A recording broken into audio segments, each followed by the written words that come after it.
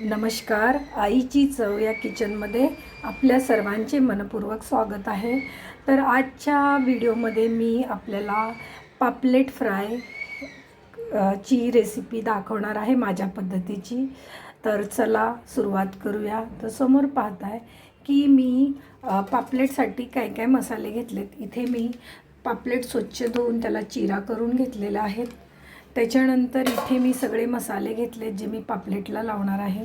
तर हा घरचा मसाला आहे. थोडीशी मिरची पावडर, बेडगी मिरची पावडर, जिरं पावडर, धणं पावडर, थोडंसं बेसनचं पीठ, कच्चंच पीठ आहे.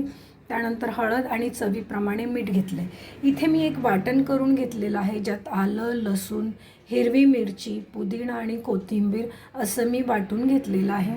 आणि इथे एक छोट्या लिंबाचा रस मी घेतलेला आहे. तर आता हे सर्व मिश्रण आपण असं एकजीव करूया. आणि ह्याच्यात आपण जे आता मी तुम्हाला दाखवलं त्याप्रमाणे लिंबाचा रस, वाटण जे केलेलं आहे हे सर्व आपण ह्याच्यात घालूया. आणि लिंबाचा रस. आता ह्याच्यात आपण थोडंसं मस्टर्ड ऑइल घालूया. तर यात मी मस्टर्ड ऑइल थोडंसं घातलेलं आहे लाकडी घाण्याचं. आणि आत्ता जे मसाला मी वाटण केलं होतं त्याचं पाणी राहिलं होतं ते ह्याच्यात थोडं घालूया. आणि हे एक याची अशी घट्टशी आपण पेस्ट बनवून घेऊया. तर तुम्ही पाहू शकता इथे आपण अशी घट्ट एक पेस्ट बनवून घेतलेली आहे माशांना लावण्यासाठी. आणि सगळ्या माशांना आपण ही अशी आधी चिरांमध्ये भरून घेऊया पेस्ट.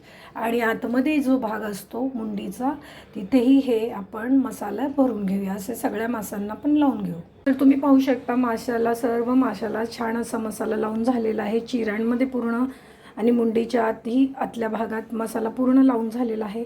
आता ह्याला मी झाकून काही तासांसाठी फ्रीजमध्ये ठेवणार आहे. तळण्याच्या आधी ह्याला एक 15 मिनटं आधी बाहेर काढीन. कारण की मी मासे दुपारीच आणले आणि हे मासे मला संध्याकाळसाठी हवेत तळण्यासाठी. त्याच्यामुळं मग मी मॅरिनेशन करून असे लवकर आणून ठेवते. मॅरिनेशनमुळं माशाला अजून जास्त चव येते. तर तुम्ही आणले आणि तुम्हाला लगेच असा मसाला लावून ताबडतोब तळायचे असेल तरी तुम्ही करू शकता.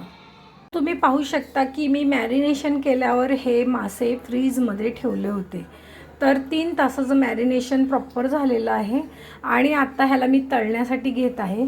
तर इथे मी तांदळाचं पीठ आणि थोडासा रवा असं दोन्हीचं मिक्स घेतलेलं आहे. आता हे जे मासे आहेत हे मी ह्याला लावून इथे कढईत मी पॅनमध्ये तेल घेतलेलं आहे तापायला.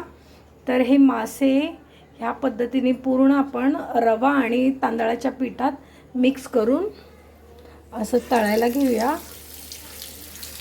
तर एक टिप्स देऊ इच्छिते की जेव्हा आपलं तेल चांगलं कडकडीत तापल्यावर जेव्हा आपण मासे तेलात सोडतो तेव्हा गॅसची फ्लेम मिडियमवर ठेवा.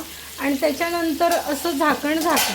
खूप हाय फ्लेमवर मासे तळायचे नाही, त्याने मासे जळतात आणि जो माशाला आपण मसाला लावलेला असतो तोही जळतो. म्हणून आपण फ्लेम मिडियम करूया. तर इकडे एक मी पॉपलेट पलटून पाहिलेला आहे. तर तो झालेला आहे. कारण की पॉपलेटला जास्त कडक करायचं नाही, कारण की त्यातलं जे मांस आहे हे जास्त महत्त्वाचं आहे. त्याच्यामुळं जास्त कडक झाल्यावर त्याची चवही तेवढी लागत नाही. आपण कशाला हिरवे मसालेही लावलेले आहेत त्याच्यामुळं त्या मसाल्याची चवही आपल्याला मिळाली पाहिजे.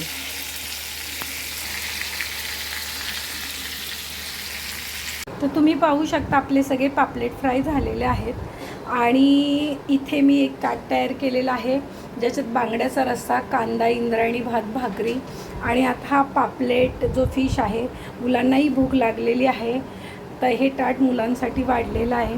तर ह्या पद्धतीने असे पॉपलेट खूप छान असे जो मसाला मी तयार करून तुम्हाला दाखवलं सगळं रेसिपीमध्ये, ह्या पद्धतीने एकदा तुम्ही पापलेट फ्राय नक्की करा.